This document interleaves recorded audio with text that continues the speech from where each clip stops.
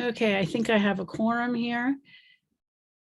My name is Suzanne Turner. I'm the president and founder of Turner 4D and also the founder of the media organization Real Voices Media.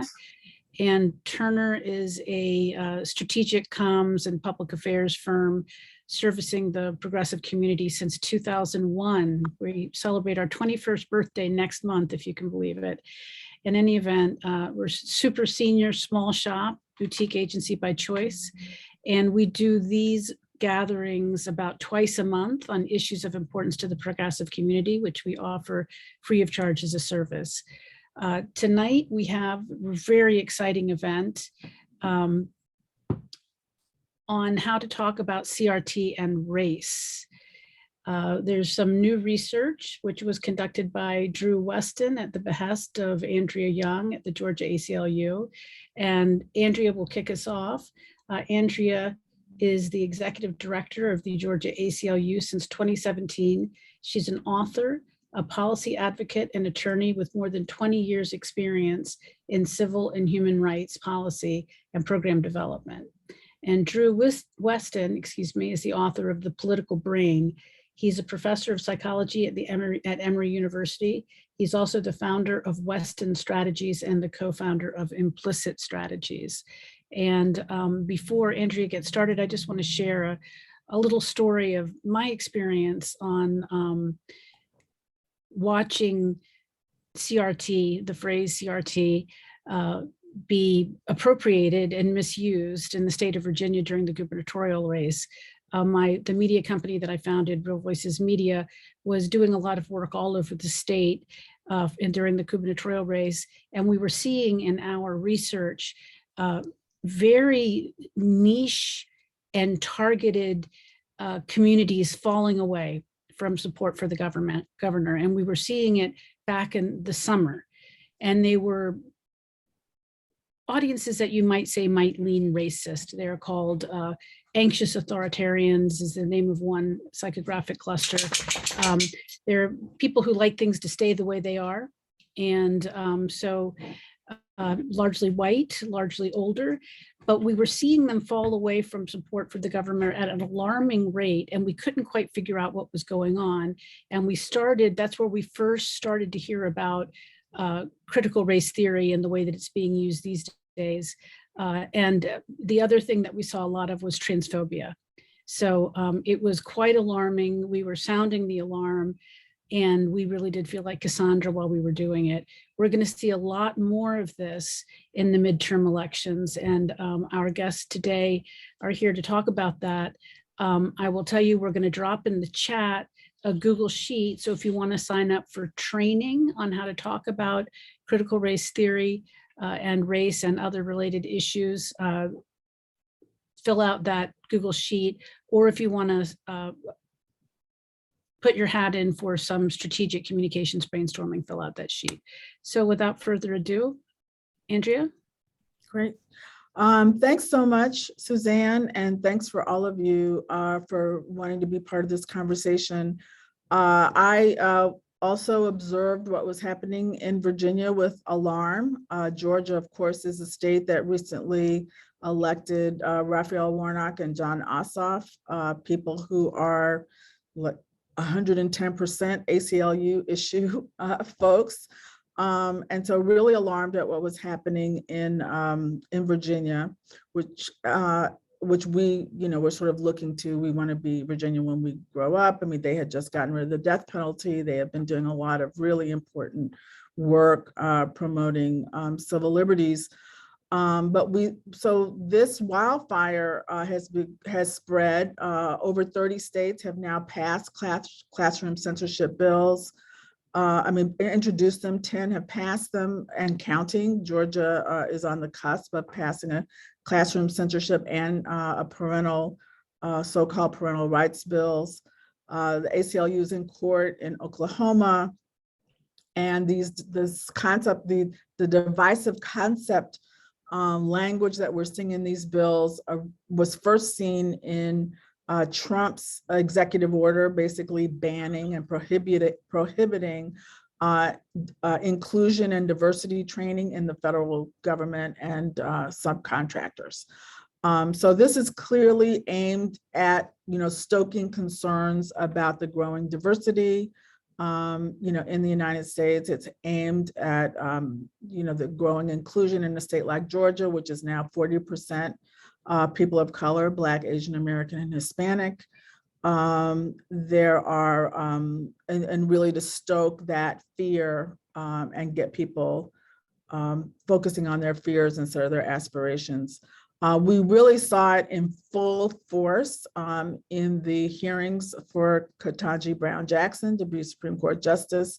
None of these issues were raised when she was confirmed for the Court of Appeals of DC, but we had people, Ted Cruz waving anti-racist baby at her, and of course making it now the #1 book on Amazon. But really criticizing, the assignment of with having in the library at Georgetown Day, where her children went and where my sister happens to be a first grade teacher, but attacking, having books about LGBT people, Rosa Parks, the Holocaust, and so forth. So we were sort of saying, how do we address this? We've got to understand how to talk about this in a way that people can hear what we're really saying. There is, and we are a democracy for now. And so you have to articulate a majority position, right? We have to talk about issues in a way that the majority of people can understand why, why they should support it. So I reached out to Drew to say, how do we deal with this? This is coming at us like a tsunami. How do we talk about race in a way that keeps the coalition together? This is a very broad and diverse coalition of people that care about inclusiveness, that care about diversity, that care about democracy and being a multiracial democracy.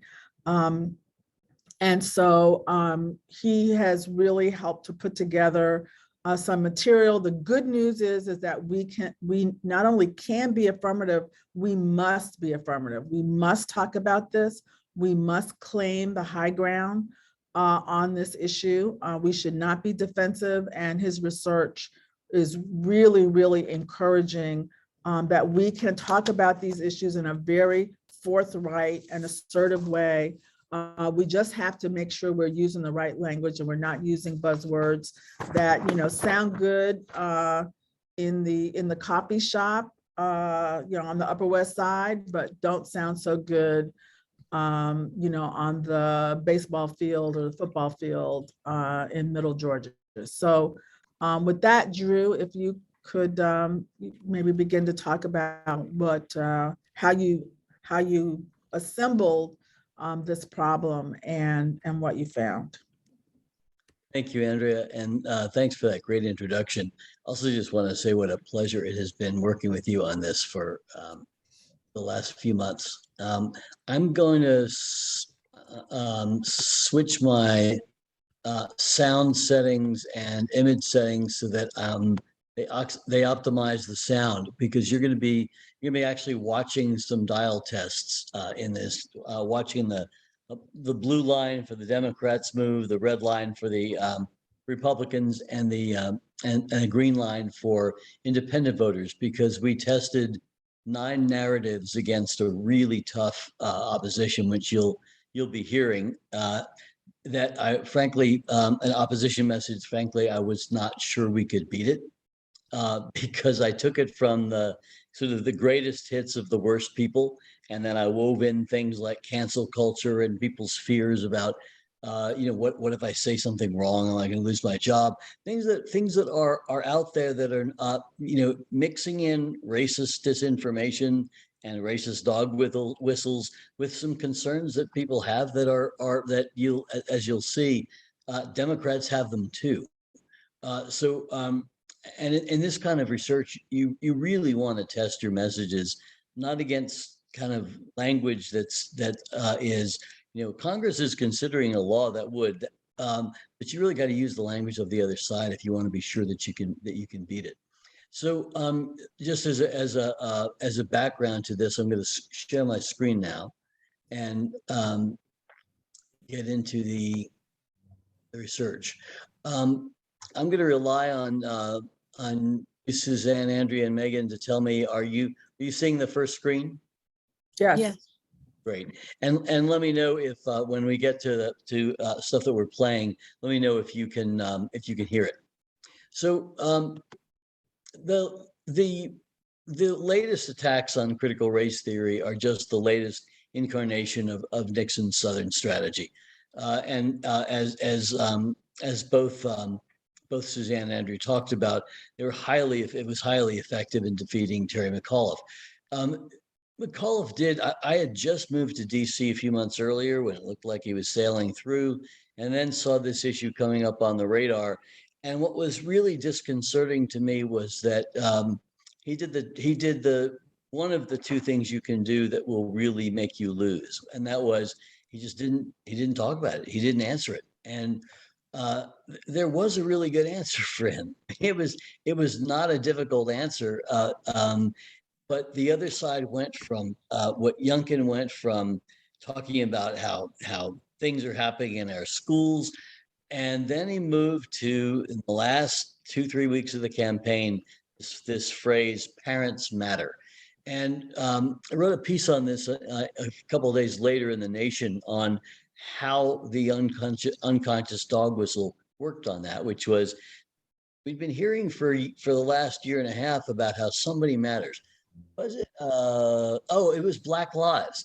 He never said this is in opposition to Black Lives Matter, but as Andrew is getting at, it was basically saying certain parents matter, and they happen to be the white ones.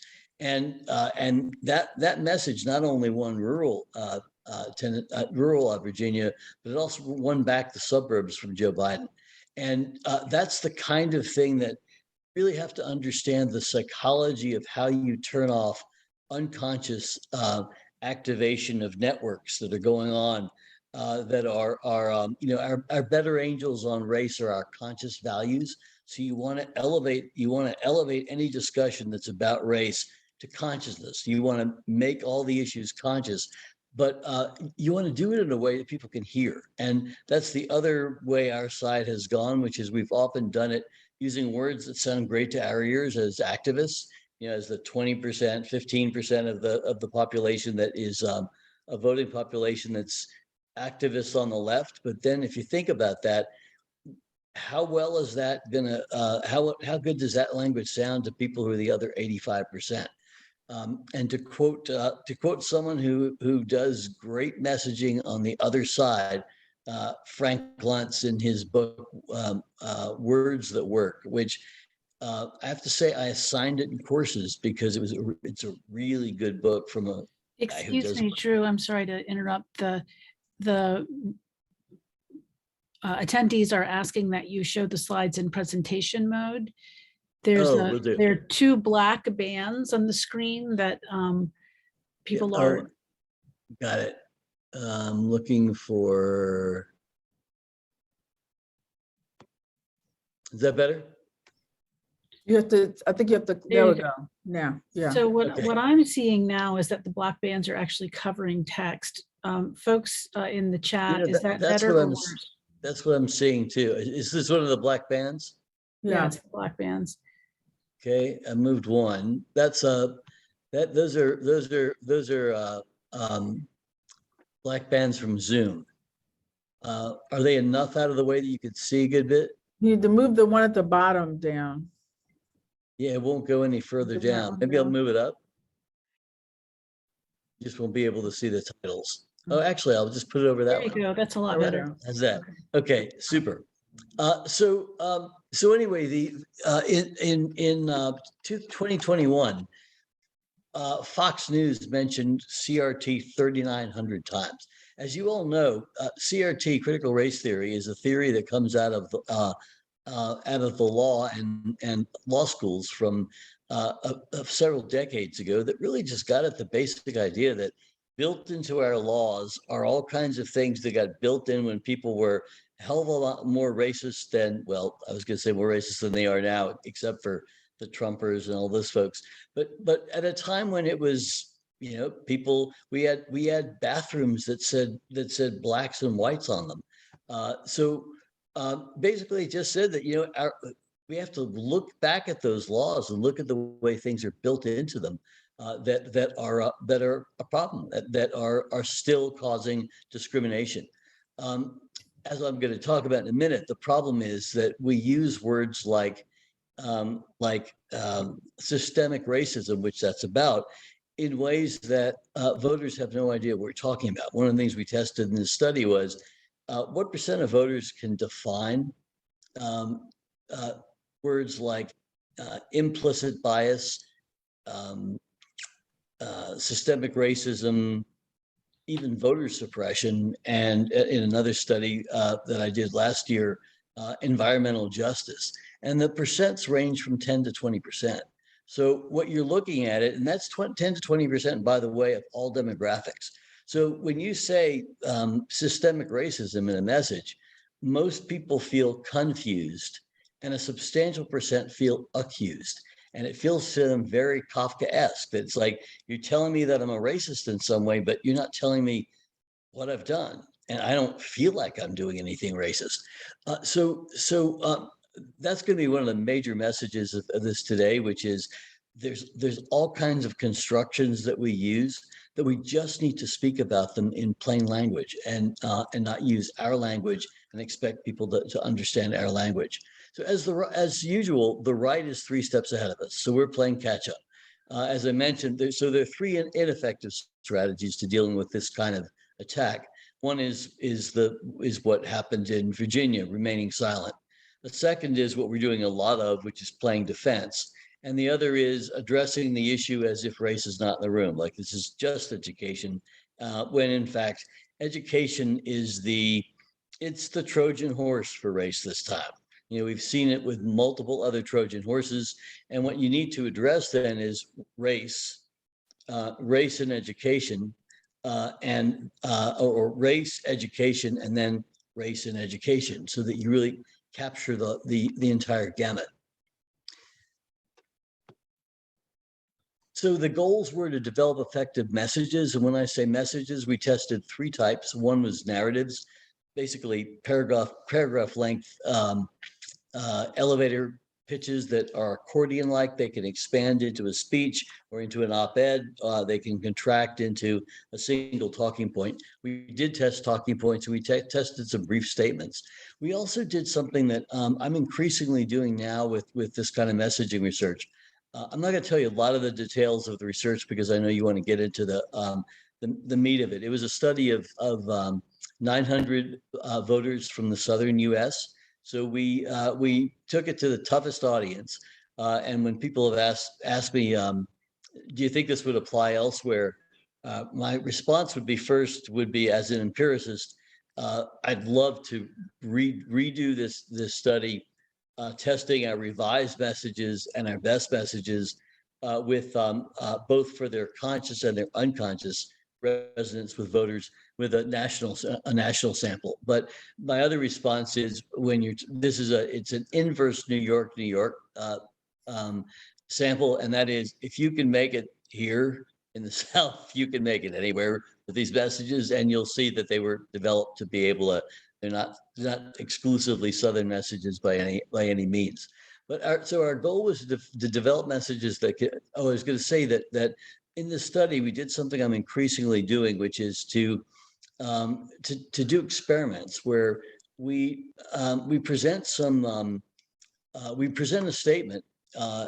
We split the sample 3 ways, and a third get one version of the message of the statement, a second get another, and the third get another. But we're only changing 1 or 2 words, a phrase, or the order of clauses in that message.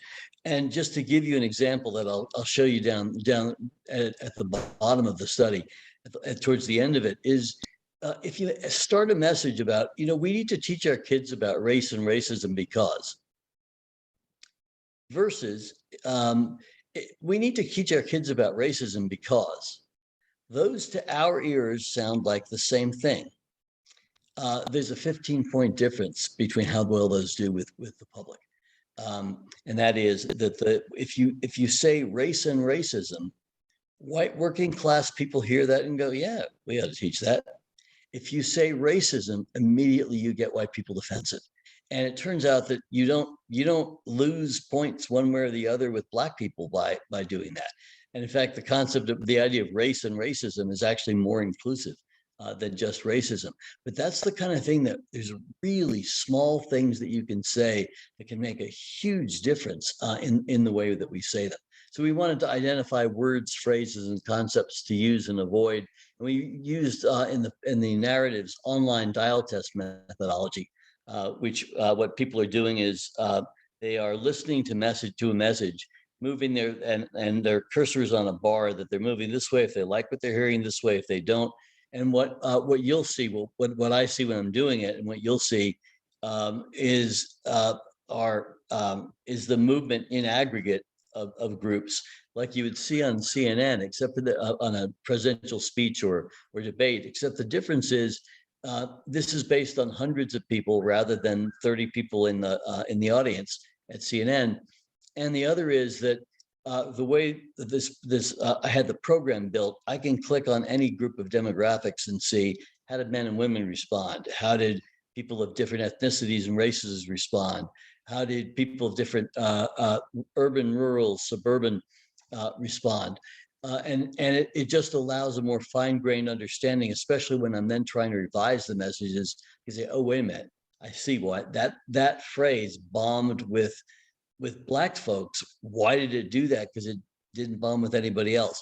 And it's really helpful to be able to notice. Or that phrase bombed with white working class folks. Or if you switch the order of these two clauses, as you'll see, it can make a huge difference. So just to give you a 1-minute version of the theory behind all of this. I am a psychologist with a background in neuroscience, background as well in clinical work for years, doing psychotherapy, which is I rarely talk about as influencing the messaging that I do, but it's so similar when you're working with someone and trying to deal with a difficult issue. How do you thread the needle so that the person could hear it when it's something that they're easily made defensive about, but they want help with? And most Americans want help with race and racism. They want to figure out. They don't want to be racist. They know that sometimes they have thoughts because they have them, and other times they're thoughts that they have that they're not aware of having. And most Americans actually don't want to be that way, and it's our job to help them out of it. So I'm just going to mention 3 principles that come from of messaging that come from an understanding of where this comes from. Is the idea that why don't we start with an accurate understanding of how the mind works and the brain works and how they evolved, and develop messaging in that context. So principle 1, so there's 3 principles that over the last 15 years since writing The Political Brain that I've sort of honed in on. One being, know what networks you're activating. And when I say networks, I mean that we have these neural networks in the background that are always buzzing unconsciously, that connect up thoughts and feelings and images and memories.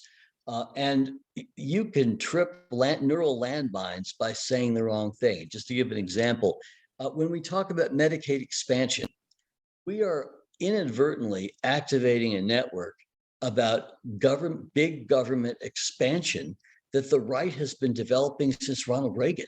So every time you say Medicaid expansion, you are just dropping coins in the piggy bank of the right.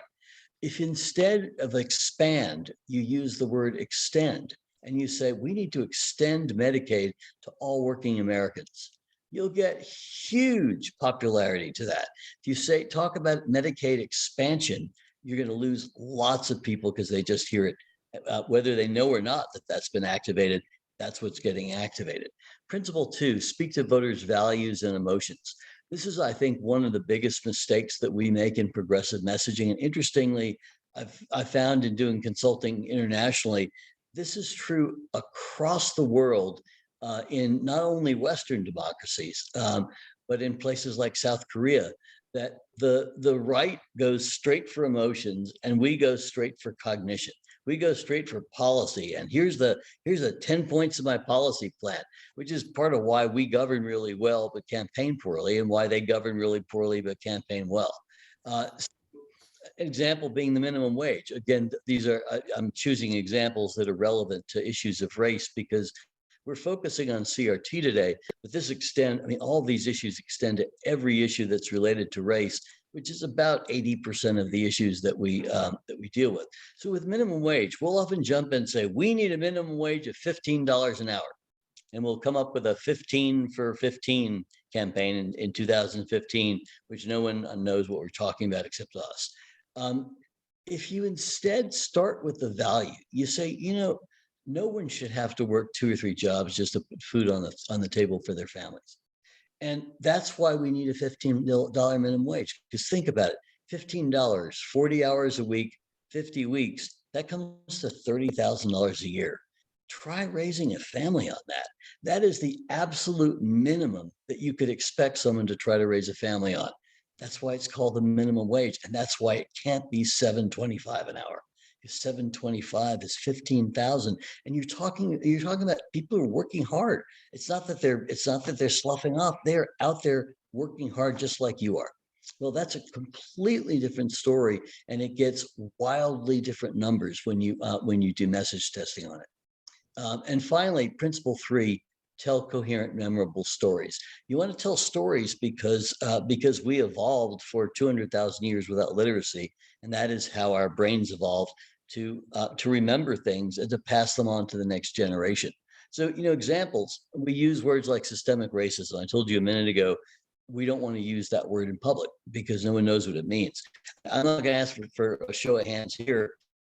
Before, most highly educated people can't tell you the difference between systemic and systematic.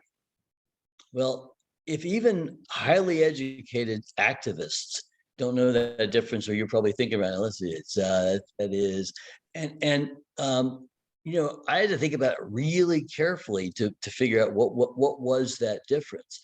Well, if you're going to use words like that, you're just going to be turning people off. And obviously that's not what you want to do. But what you can do is you can tell stories about what this is. You can use plain language to describe systemic racism.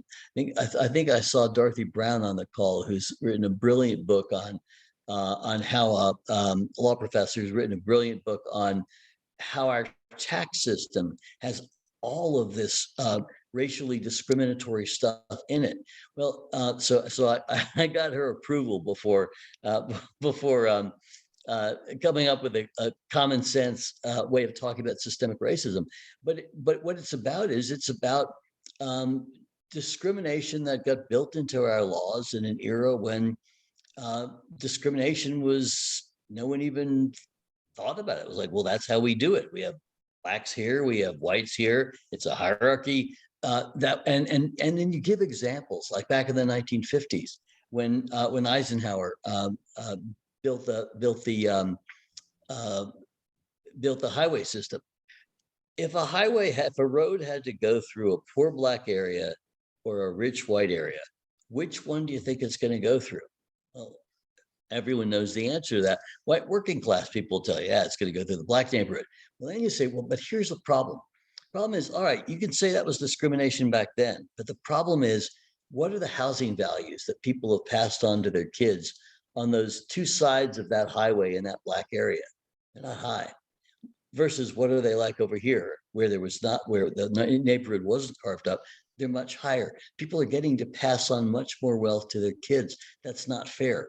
It actually works much better to say people over here were able to pass on much less wealth to their kids, because then you're not sounding to people over here like they did something wrong.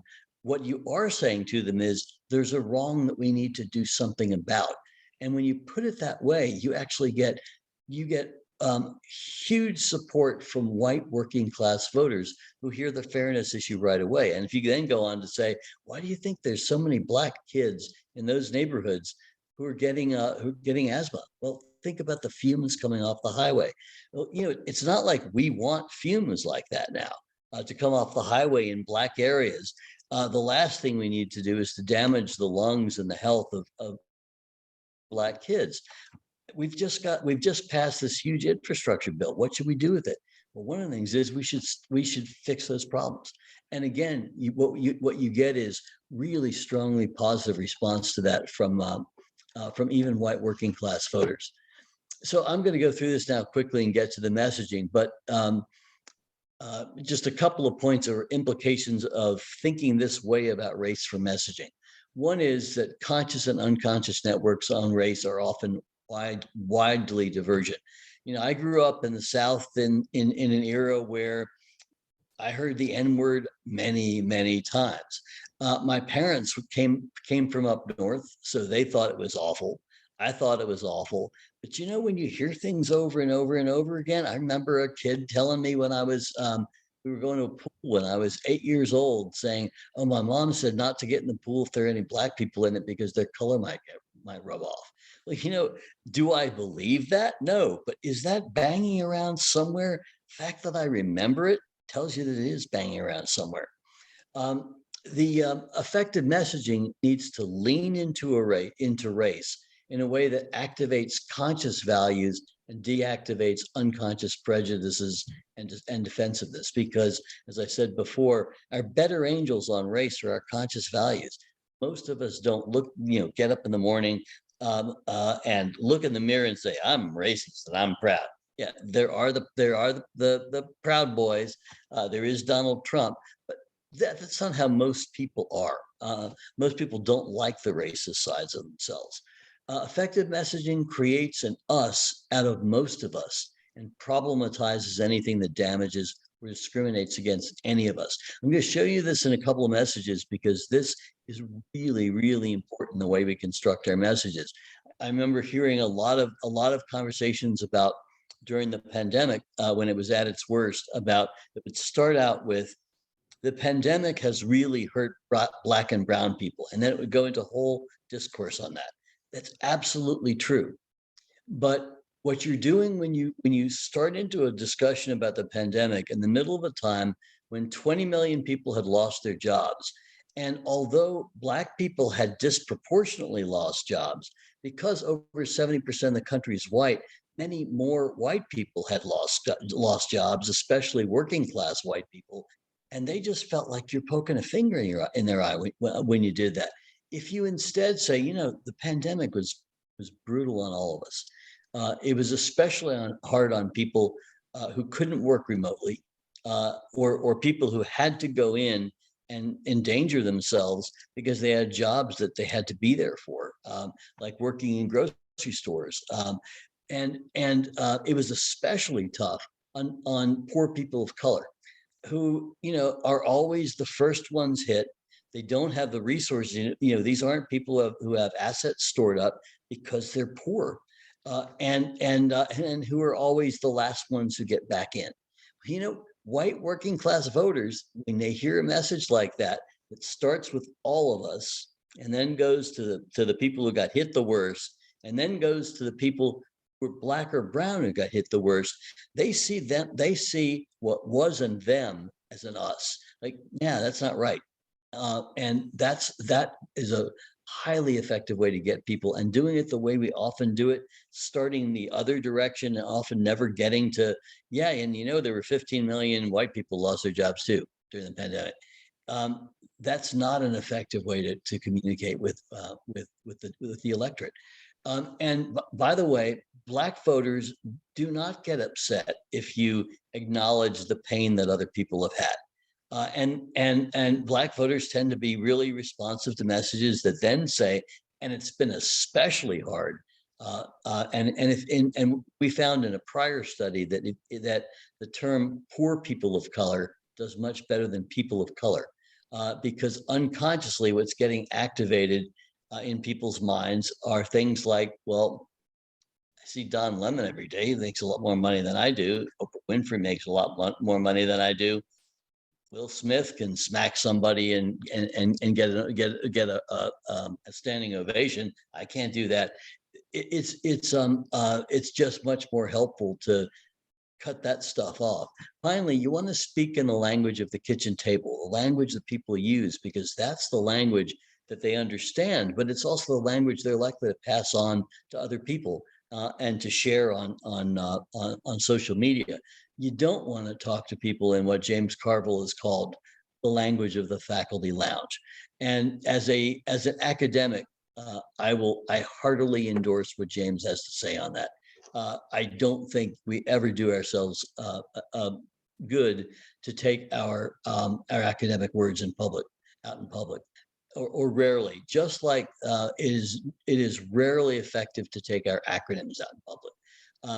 You want to stay away from AAPI, because if you measure the percent of the population knows what you're talking about, it is extremely low. That one would probably be about 10%.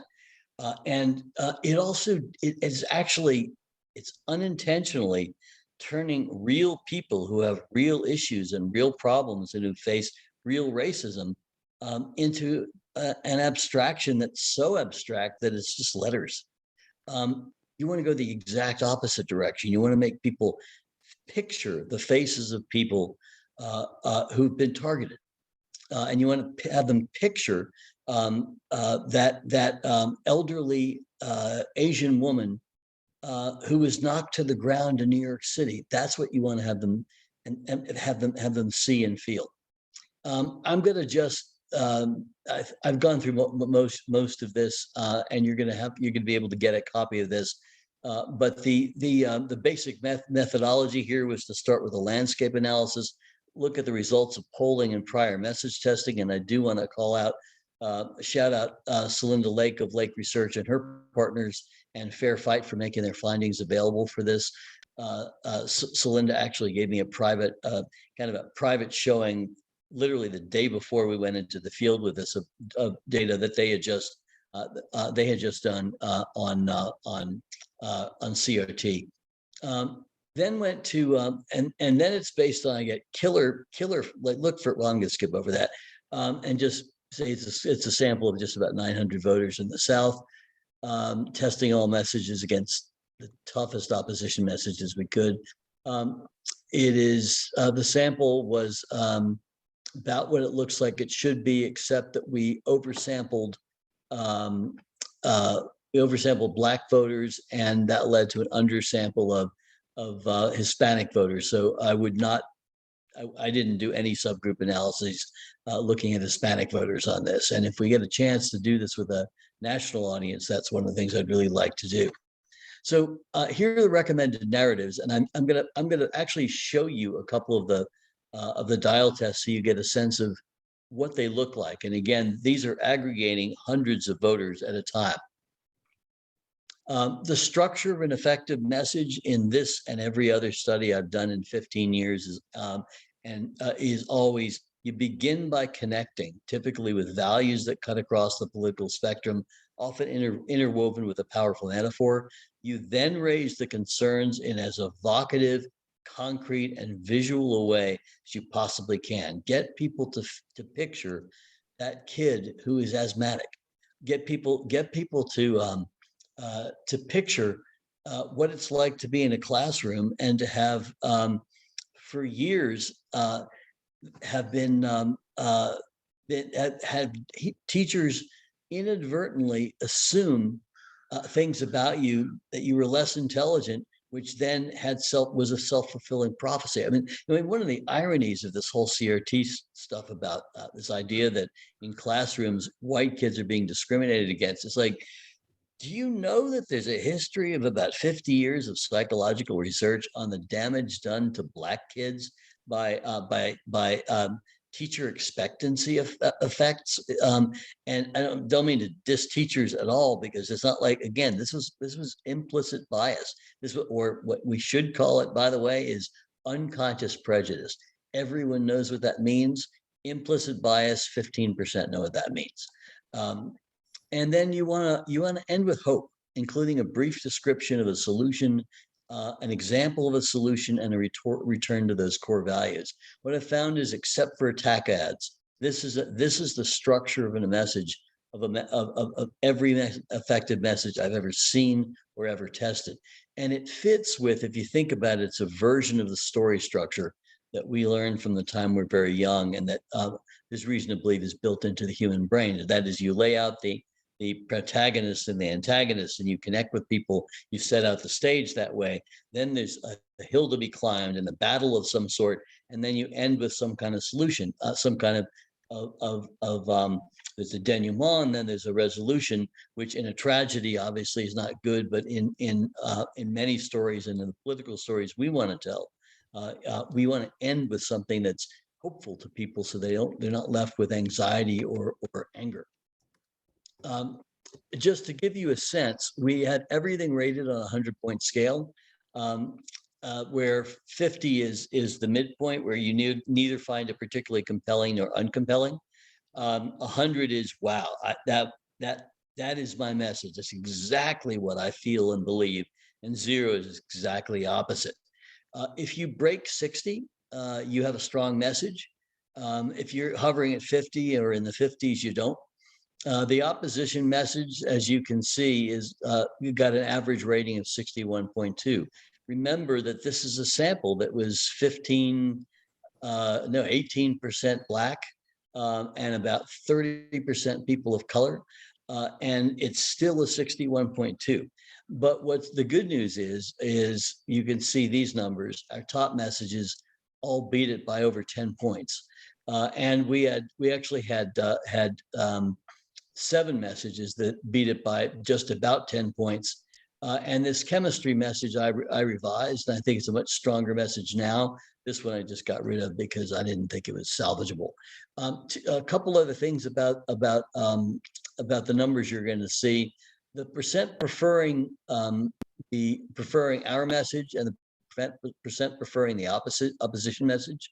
Those are these numbers. You can see that in all of these cases, roughly 50% preferred our message to theirs, and only about 30 to 35% preferred their message to ours. The others are the ones who gave them roughly equal ratings. And this margin that you're going to see is the difference between this and this. So there are multiple metrics you want to look at. You want to look at these numbers, which is the average rating, and you can see a 75.5. This is across a sample that includes diehard Republicans.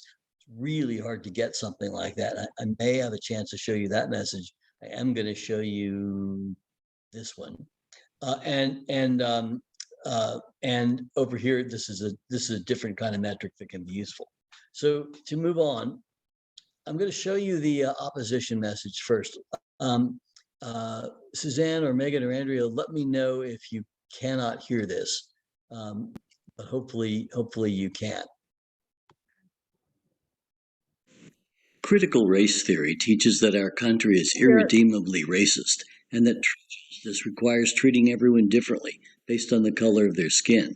In so-called anti-bias training, white teachers are told that they have to refer to themselves as white women, not just as women.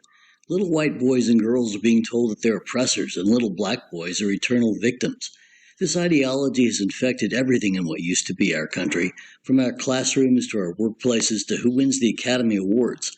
A lot of us are afraid if we say the wrong thing or say something wrong that we'll lose our job.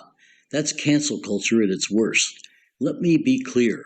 America is not a racist country, and it's wrong to try to use our past to dishonestly shut down debates in the present. Those who yell the loudest about diversity and inclusion should think instead about how we can improve our schools and restore the values of hard work and merit, not color, as defining who we are. It's time parents take back control over what our kids learn and which books they'll read and which ones are inappropriate, not teachers with a radical socialist, quote-unquote, anti-racist agenda. America's a great country. Try teaching that. Okay, I think you can see why that was a hard message to beat, because it built in a lot of the really nasty disinformation. It built in lots of twisted versions of things that did happen, but they didn't happen that way. It built in a dog whistle about that phrase, what used to be our country, that people don't even necessarily consciously hear, but who's the our in that? And then it took that line that, let me be clear, America's not a racist country. That was from Tim Scott. And it ended with something which, unfortunately, I've got to get this program adjusted because it's cutting off the last 5 seconds. That last line just shut everybody up, which was what was the line America's a about? great country. Try teaching that. Right. America's a great country. Try teaching that. Well, you know, a lot of Democrats feel that too. A lot of Americans feel like we should be teaching our country's a great country because it is. Doesn't mean it doesn't have lots of faults, but what you can see here, the other thing about it is the blue line, Democrats only once dipped just barely below 50 and ended up above it. So this is a message that these are Democrats, and substantial percent are black and brown. This message is I have to tell you, after writing it, I really was afraid to show Andrea the results until I saw them, because I was afraid that we weren't going to get any that beat it. So I now want to show you, I'm going to come back to this one in a minute. You can show them the teaching race message. You got it. Right. So this is a message. The reason why I'm going to show it and why Andrea wanted me to show it was because, and she and I both converged on this, is even though it's one of the top 5 messages, you can use any of those. They all beat the opposition message by a large percent. And one of the principles behind this as well is we don't want to have just one message, because there isn't one message that every Democrat will or every progressive will converge on. I mean, different people, different organizations have different missions, have different values. You know, those of us on the left all believe in equality. We all believe in reducing racial injustice. We all believe in treating people fairly, regardless of the color of their skin or how humble their home. But we have different ways that we feel comfortable saying it. And whereas the right values hierarchy, so they'll take the Heritage Foundation giving them here's the message for this week. They'll all say exactly the same thing. It made for great montages by Jon Stewart. Stephen Colbert. Stephen Colbert. But the left, you know, we can't do the marching band. What we can do is jazz, where what people are hearing is lots of versions of the same thing, played slightly different ways with improvisation this way and that way, but they get the central theme. They build what cognitive psychologists call a prototype. So I'd really encourage you to use any of the messages that are included here as among the top, which actually includes 7. So here's a message, and the reason we're showing this one is this is as race conscious a message as you can get, and it beats with independent voters. It beats the opposition by 57 to 32. And I'm not going to get into the other metrics. You can read about them at the end of the if you want to pick up the slides. But this is one where I did something I didn't think we could do, which is to build in the massacre at Tulsa, which people have just learned about, most people. And you'll see that it did not hurt us. This is one where I'm really sorry that the impact of the last sentence got cut off, because it was also huge. We should teach about race and prejudice the same way we teach about math or chemistry, as accurately as we can. As a kid, I learned about the fight for freedom and democracy in the Revolutionary War, and about how this extraordinary 25-year-old named Thomas Jefferson penned those immortal words that all men are created equal. But I also learned about the blind spot shared by Jefferson and many of our founders around slavery, which led to the Civil War. Would I love to teach my kids that some of the people I most admire were perfect? Sure, but that wouldn't be history. Franklin Roosevelt led us out of the Great Depression into victory in World War II, but he also put Japanese Americans behind bars during the war. That teaches volumes about the prejudices of his time, but also about how much progress we've made since, that we couldn't even imagine doing that today. I want my children to learn things I never did, like about the massacre in Tulsa of Black people who'd done everything right and prospered for it, or the lynchings of Italian Americans because they weren't considered white enough. Most of all, I want my kids to love their country and to love the truth. You can't love one without the other. I'll just mention one or two things about this. One was I was, again, thrilled to see this steady upward climb here. This was all new information to people. It was Tulsa, followed by many people do not know the history of what happened to Japanese Americans in World War II by a very popular president who I happen to adore as well. And it moved then into the fact that there were lynchings of lots of other people other than Black people who weren't white enough for the average white Christian person living in the country at that time. The reason why I think we got away with Tulsa here, and it's something that you want to think about in your messaging, is I built a lot of values scaffolding into that before and during it. It was about, here's this group of people who did everything right. They worked hard, they prospered, and they still got massacred. You'll notice that pissed everybody off. Certainly did the Democrats, but it actually didn't seem fair to anybody else either. Certainly didn't hurt us, which was really striking. The last line we tested by itself and was off the charts. I want my children to love their country, but I also want them to love the truth. You can't love one without the other, and that is a big difference between the left and the right. Is the belief that you can, and it's something that we really should be focusing on. Andrea, were you wanting to yeah, Drew, if I could, so I used this sort of framework to build some of my testimony around in the bills around classroom censorship. And one of the current version of the bill now has like explicit assurances that you can teach about slavery, and you can teach about Jim Crow and sort of the sort of history, and you can have diversity training. You just can't have it with these divisive concepts. So it's, there was definitely a defensiveness on the other side from this message that you're not teaching. You don't want your kids to, you don't want our kids to know the truth. We teach our kids to love America, love the truth. And our kids should learn about history and the history of race and racism the same way they learn about chemistry and math. The right got remember the legislature got very defensive about the idea that they were, doing what they were doing. So, so my experience is that, and this is a long-term conversation, right? It's not, we're not likely to win this issue in the Georgia legislature, but we're laying the foundation for getting people to talk, and people just have to be comfortable talking about race and racism. A lot of there was this whole era where people pretended, I don't see race. Well, that doesn't work, and when you do that, it just creates all sorts of problems, which doesn't. But particularly when you, as Drew has pointed out and identified, when you surface race, most people want to do the right thing.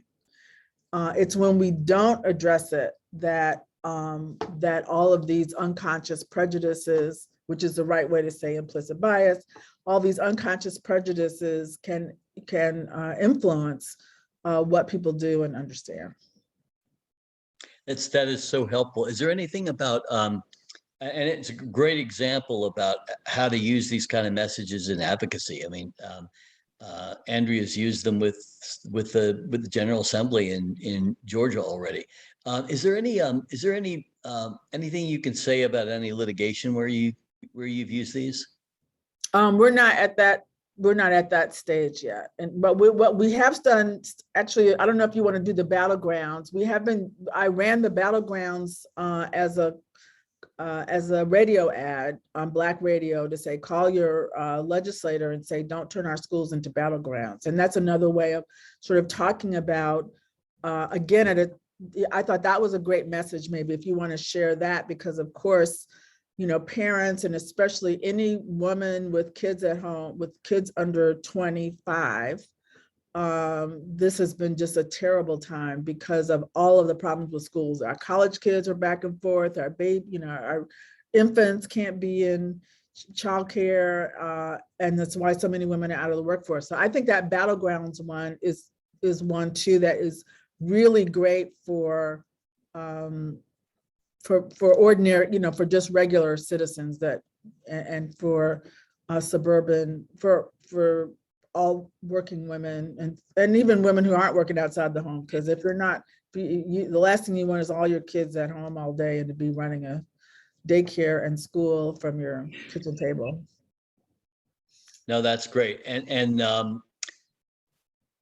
I think I had that above, but I think I'll let people take a look at that from the slides, just because I'm aware of the time, and I want to. Right. And you want to get to the say this, not that, I think is also a really, so one of the, as you're sort of finding that, also in my testimony, I talked about whether you're white or Black, Hispanic or Asian, you want your kids to, learn the truth about American history. And I had an Asian American legislator come up to me and say, no one ever talks about us, right? So when you say BIPOC, when you say AAP, people may or may not hear, but at least in Georgia, we can say, Black, white and Black, Asian and Hispanic, and that's, 98% of the population.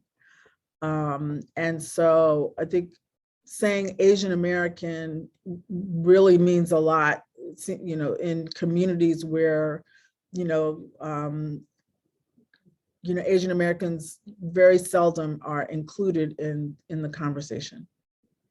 That's a great example, and I'm just going to briefly show you the other kind of messages we tested. So we tested also brief statements. These were not dial tests. People just rated them on a 0 to 100 scale, and what you're going to see, actually, the top message was, whether we're white or Black, Hispanic or Asian, we all want good health care, a good education for our kids, and dignity in later life. And we should want that for all Americans, regardless of the color of their skin or how humble their homes. I'm gonna, I guess I'll mention it here. Now I'm gonna show you the experiment we did with this, with white, Black, or brown, and with white or Black, Latinx or Asian, and you'll see that it makes an enormous difference. Second one, discrimination based on age, gender, or race should concern all of us, whether we're white, Black, or brown. I'm going to show you the experiment where we reverse the order, and what difference that makes as well. And the third one, this is the last one that actually third and fourth I'll mention. We need to remember what school is about. It's a place for our kids to learn, not a place for politicians to turn parents against each other or against our teachers. 81.5 wins by 30, 82.6 wins by 38, by 36. And the fourth best was, our kids should be taught an accurate view of our nation's history, including the good and the bad. I took that straight from Fair Fight, because I didn't think I could improve on it. I'm going to skip over all these, although these are statements that you can take a look at that right-hand column. There are 30 or 40 statements that are beating the opposition by over 20 points, some by well over 30 points. You can use any of these, whatever feels right to your voice, to the mission of your organization, whatever works you're on television and you've got someone from the right and someone from the left. Or you're on Fox News and you're the person who's answering these questions about CRT. One of the other things that guides this is the idea that we always should be dropping bombs value bombs from 10,000 feet. We want to be, it's a bad metaphor now with Ukraine right now, but what we want to be doing is to say, we've got the high ground of the values. We're just going to pummel you with the values. That puts them in the weeds. And we as progressives always like to put ourselves in the weeds, and then they just drop values bombs on us. And you got to reverse that. So finally, to wrap up, we did test some language that was actually recommended by another organization that did not work well. And here's an example that is these are just too much liberal speak. and they get heard that way. Experiments, testing impact of words, phrases, and order. So just to give you an example of something that was really striking, whether we're white, black, or brown, we all have an interest in a fair society where no one faces discrimination, whether from the kind of overt bigotry that was once considered acceptable, but most of us now reject, from the legacies of that bigotry that still linger in our laws, or the kinds of unconscious prejudices we all have. This is a message that deliberately educated. It laid out the hierarchy from overt bigotry to systemic forms of discrimination, to laws that create discriminatory outcomes. Andrea and I were on a panel at the Atlanta Urban League a couple of days ago, where the I believe it was the president of the Urban League used the term, I thought was really useful, the term historical racism, where you can then say, look, there's these legacies of historical racism that continue today. And that way you're allowing people some room and saying, all right, I now need to fix that, as opposed to, I feel like I'm being called a bigot. But so whether white or black, you could see white, black, or brown. This was language that I started playing with about a decade ago on a project actually on Medicaid that was looking at what this was trying to do is it was trying to, number one, because people who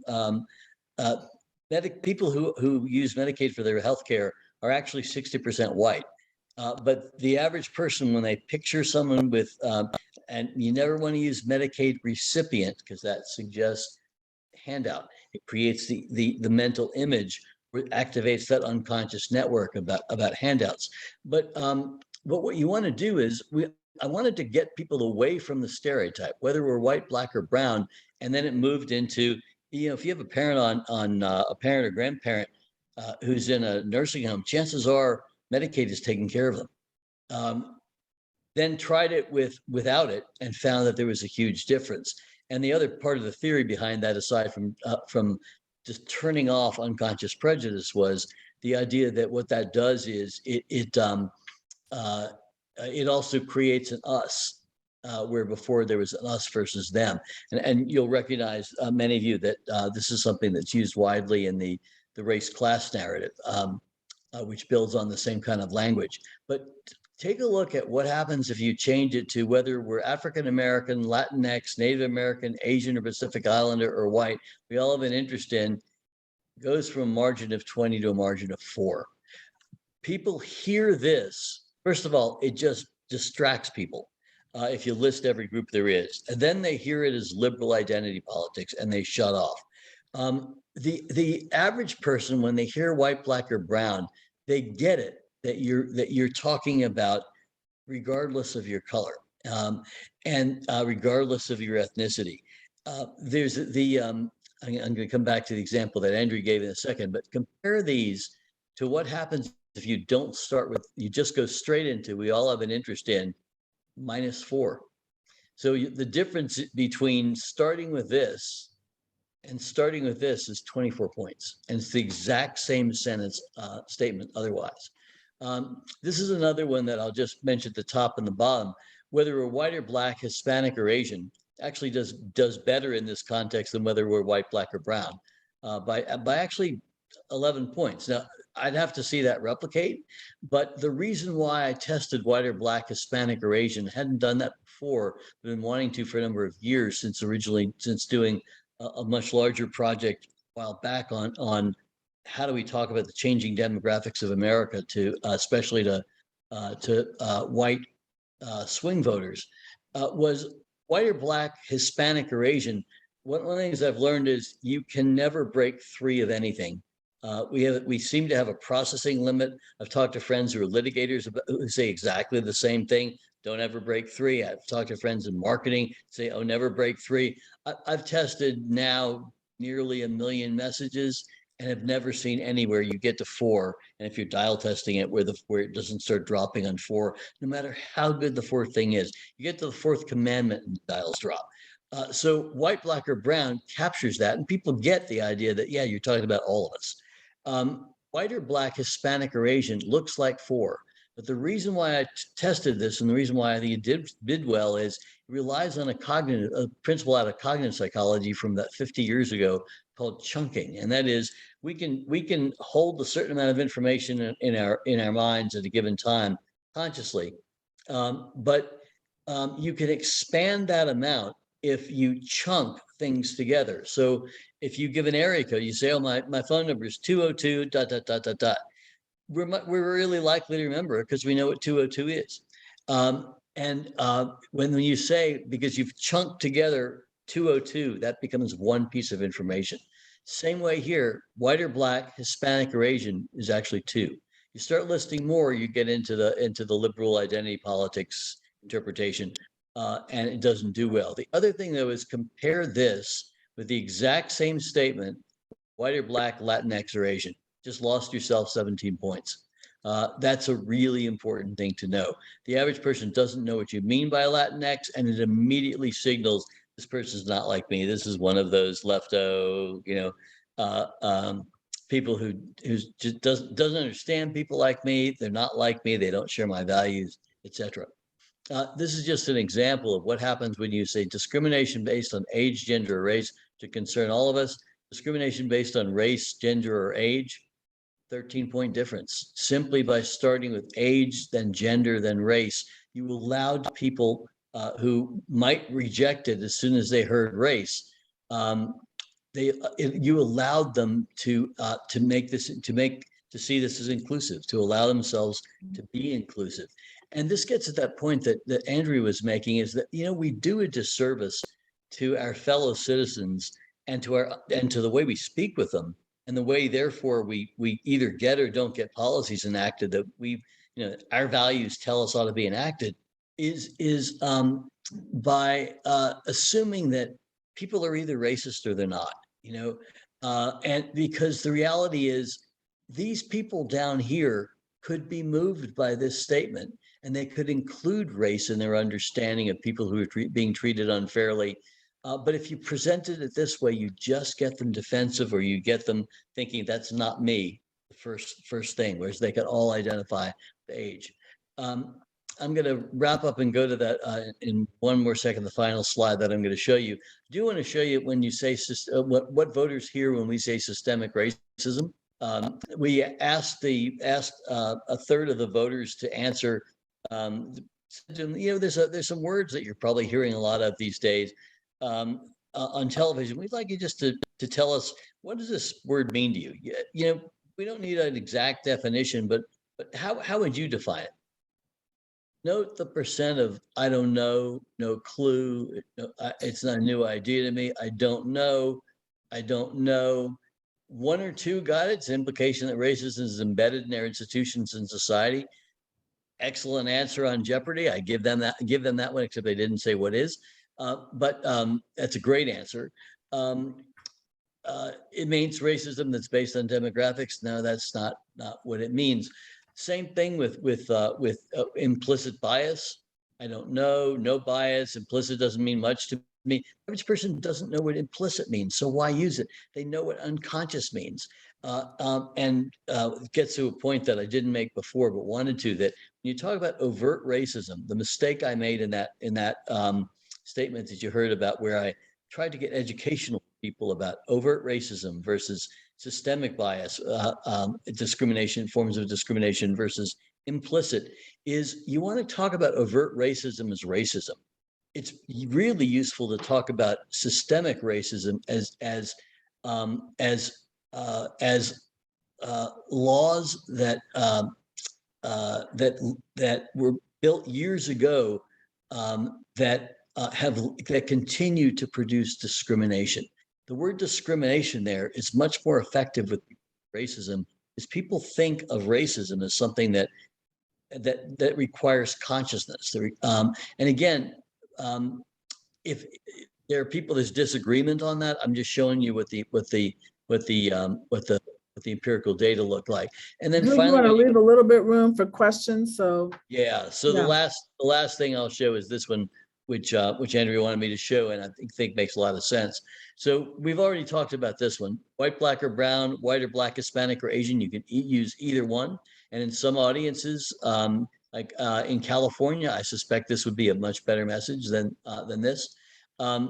You can also, by the way, put at the end of a statement, regardless of the color of our skin or how humble our home. That kind of statement at the end has the exact same effect as whether we're white, black, or brown at the beginning. Whether we're African American, Latinx, Native American, AAPI, that just bombs. Teaching about racism, teaching about race and racism makes a huge difference. Implicit bias, call it unconscious prejudice we all have. Systemic racism, discrimination built into our laws and institutions decades ago, and then give them an example. Environmental justice. Virtually no one knows what that means, by the way. I have a feeling many people on this call who are advocates probably couldn't define it accurately. Again, this is one of these things where I actually looked that one up at one point to just make sure my understanding was accurate. And I'd done a lot of work in environmentalism. Our kids should all breathe clean air, no matter how humble our home or the color of our skin. I think I'm gonna stop with that. There's more in terms of conclusion, etc. But I went a little longer than I intended, and we still have that left. Great. So we wanted to leave room for people to ask questions. I think there's about 15 minutes left. And if you could, I think raise your hand. I think if you raise your hand, they can put you on screen.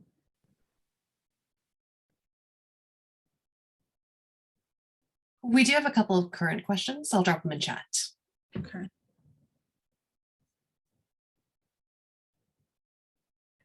Great. Okay, good. So let's see. One, how do we get these messaging tips to all Democrats, top to bottom? Well, of course, ACLU is non-partisan, so but we would say progressives. And I think maybe that's a conversation, for this group. This is what we're trying to do is, we're trying to share this, far and wide, so that we can start talking about these very important issues in the ways so that people who, are on the margins of being with us, can be with us. But also I'm also concerned about some of the reactions to rural African Americans, African American and Hispanic men, because they also have these very, I don't know if you heard, again, Ketanji Brown Jackson, and how she talked about her parents' love of America, and Cory Booker, people of color, especially people of color who are middle class, have had some success, have done so because they loved an America that did not love them back. And so that aspiration and that belief that doing that was important to our achievement, and that's something that we teach our kids.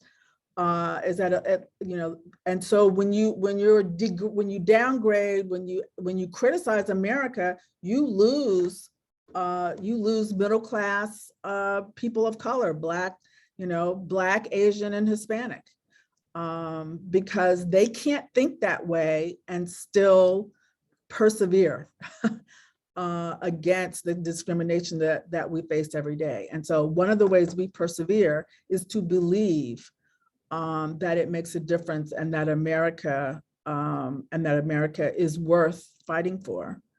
Or another way of saying that our ancestors, have given too much blood and treasure for the America that exists, and so we're not giving up on it. But so we don't want to lose that, and so that's why a lot of these messages are not only for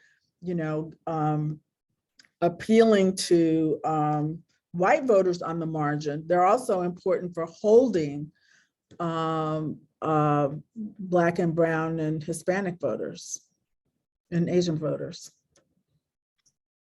have a question from way earlier, which is from Wayne Permuto.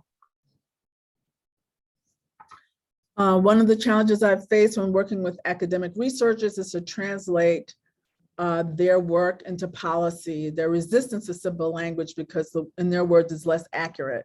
How can I respond to that? Drew, as an academic, I think, what's your strategy for academicians?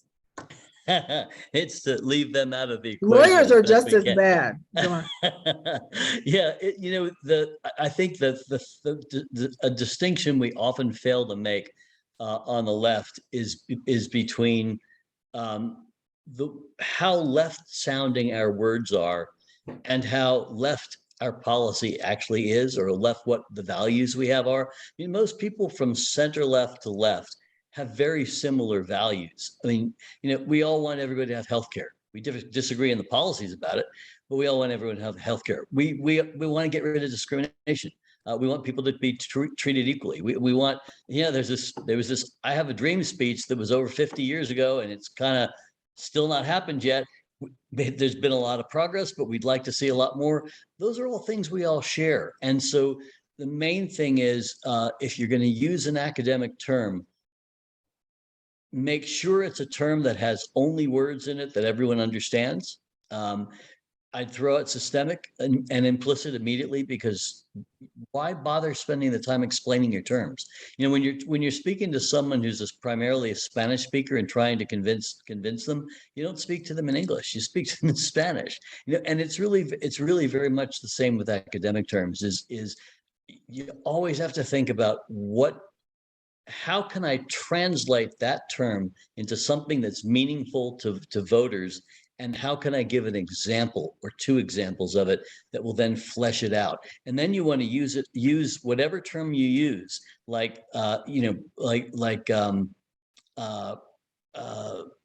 if you're gonna say unconscious prejudice, use it repeatedly with an example or two so that people gradually get it.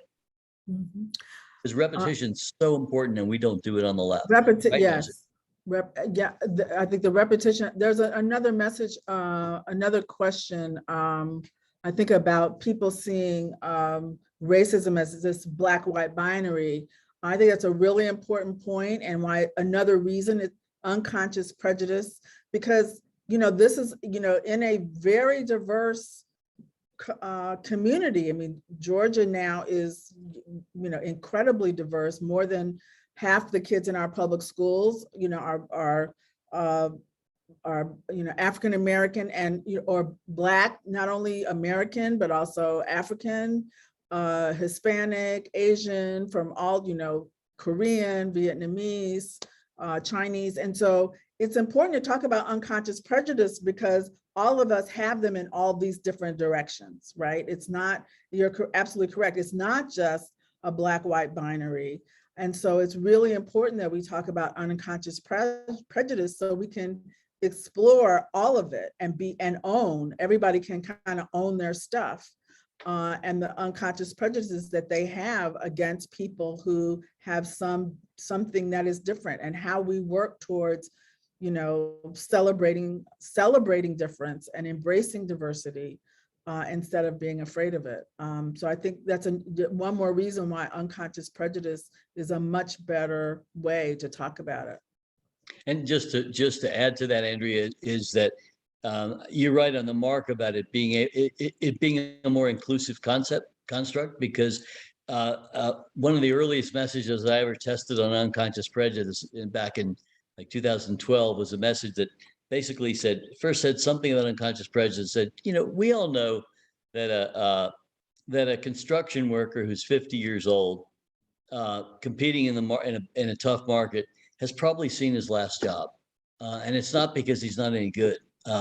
We all know that his daughter is less likely to get a supervisory job than his son, and we all know that. And then it goes to the example of the Black kid. And when you work in that order, I never said that the construction worker was white, but most people picture white unconsciously, or picture it consciously. So it goes from this white guy he's now thinking, wait a minute, you understand what my life has been like. You understand that these young guys are getting these jobs for half of what they pay me, but I have all this expertise. And yeah, my daughter's getting screwed. It's not fair. And then you get to the black kid and he's like, yeah, I guess it's the same thing. And you're getting someone who was not inclined at all to be with our message, to be on with it. There's a great question about, I'm curious about the tagline, tax the rich being divisive. So I think, I've heard people talk about fairness, and I think that's the other thing of, again, drawing on the values. The values is everybody pays their fair share. So why should I pay, a higher tax rate than somebody, who makes 100 times more money than I do? That's not fair. Everybody is enjoying this, everyone should pay, and we were brought up in church, the more money you have, you should be glad to tithe. My pastor told me, where if you're making 100,000, then you should be so grateful to God, you're even more happy to pay your tithe, right? And so that just goes back to fairness. And I think that's part of the message of all this, is that people really embrace fairness. And if you activate the fairness issue first, and then you can show how it's not fair. How can it be fair that a billionaire doesn't pay taxes at all? How can that be fair? Right on the mark. Right on the mark. And it may be, tax the rich may be a little too abrupt. It may be good to get into it a little bit with describing how you first say, 400 of the Fortune 500 companies paid nothing last year.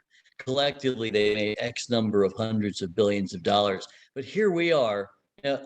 I pay 36% of my income in taxes. Then there's state taxes. Then there's city taxes. There's sales taxes. It's not okay, and it's not fair. And it comes right back to fairness. Yeah.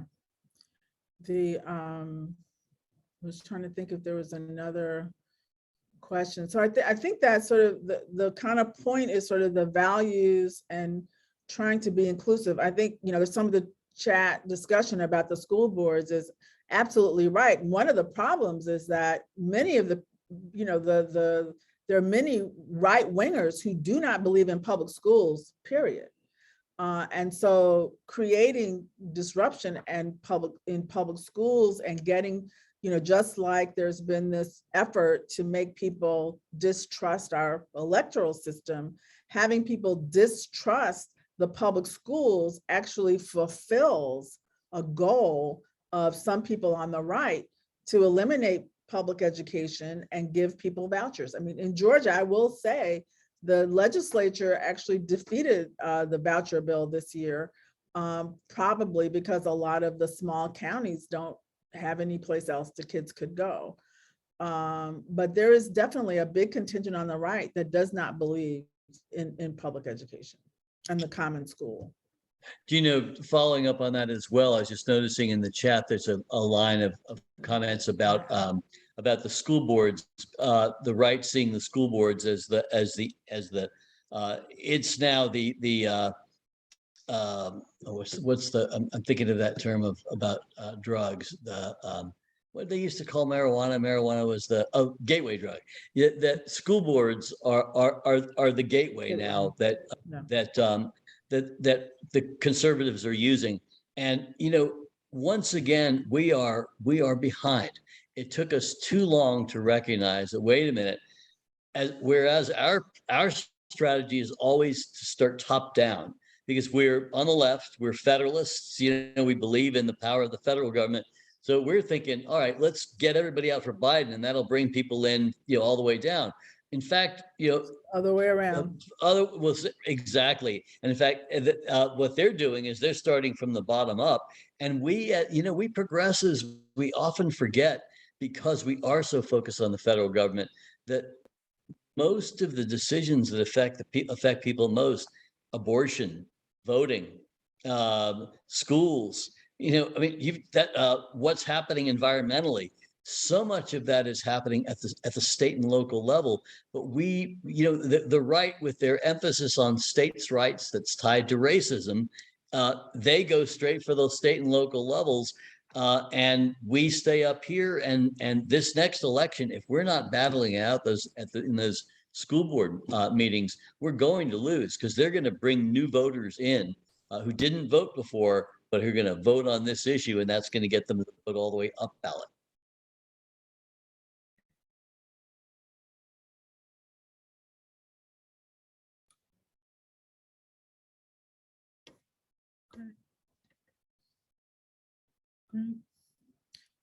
Well, thank you all. Suzanne, you're on mute, I see. Oh, yeah, I think my my internet connection is getting unstable, so you all And can I've close it always out. been unstable. Well, we're coming to the end of our time together. I want to thank everyone on the call. Thank you for being so patient with your questions in chat. And Andrea and Drew, thank you for the brilliant analysis and for coming on to share your wisdom with us. We have about 25 people who are interested in doing a follow-up training, so we can talk about that with the folks at home. And I just want to let everybody on the call on the Zoom know that we'll be pushing out in the next 2 days a blog post that hits the highlights of this event, and it will include a link to the slides as well as a link to the video. So you'll have everything in one-stop shopping. So thank you all very, very much. Thank you. And thank you, Suzanne, for hosting this. Absolutely. My pleasure. Very much. Take care. Bye-bye.